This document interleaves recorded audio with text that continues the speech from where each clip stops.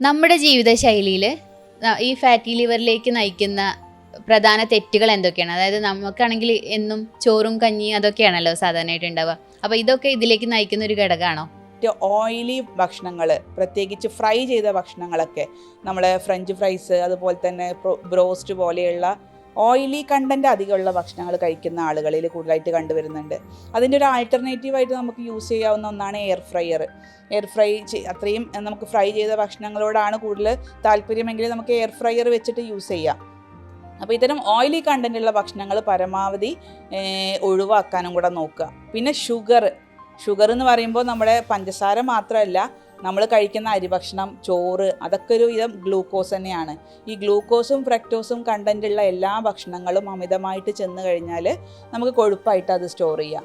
അതിൽ പ്രധാനപ്പെട്ടത് മലയാളികൾക്ക് ഉള്ളത് ചോറ് തന്നെയാണ്. ആ ചോറ് അമിതമായിട്ട് ചെന്ന് കഴിഞ്ഞാൽ അത് ഫാറ്റി ലിവർ ഉണ്ടാക്കും. എന്ന് മാത്രമല്ല, ഷുഗറി ആയിട്ടുള്ള, പ്രത്യേകിച്ച് മധുരത്തിൻ്റെ കണ്ടൻറ്റ് കൂടുതലുള്ള ഡ്രിങ്ക്സുകൾ, പ്രത്യേകിച്ച് നമ്മുടെ ജ്യൂസുകൾ, പ്രത്യേകിച്ച് അല്ലെങ്കിൽ കൊക്കക്കോള, പെപ്സി പോലെയുള്ള ഡ്രിങ്ക്സുകളൊക്കെ വളരെ പോയ്സണാണ്. ഇതിന് പോയ്സൺ എന്ന് തന്നെയാണ് പറയാറുള്ളത്. ഷുഗറി പോയ്സൺ ആണ് ഇതൊക്കെ. അപ്പോൾ അതൊക്കെ കൂടുതലായിട്ട് എത്തിക്കഴിഞ്ഞാൽ നമുക്ക് ഫാറ്റി ലിവർ രോഗം വളരെ എളുപ്പത്തിൽ വരും. അപ്പോൾ ഇത് ചോറ് അതൊരു അരിഭക്ഷണം തന്നെയാണ്. അതോടൊപ്പം നമുക്ക് അരിഭക്ഷണത്തിൽ കൂട്ടാവുന്ന മറ്റൊന്നാണ് നമ്മൾ രാവിലെ കഴിക്കുന്ന ആഹാരങ്ങൾ എല്ലാം അമിതമായിട്ട് ചെന്ന് കഴിഞ്ഞാൽ ഇതൊക്കെ ഫാറ്റി ലിവറിലേക്ക് നയിക്കുന്ന ഒന്നാണ്.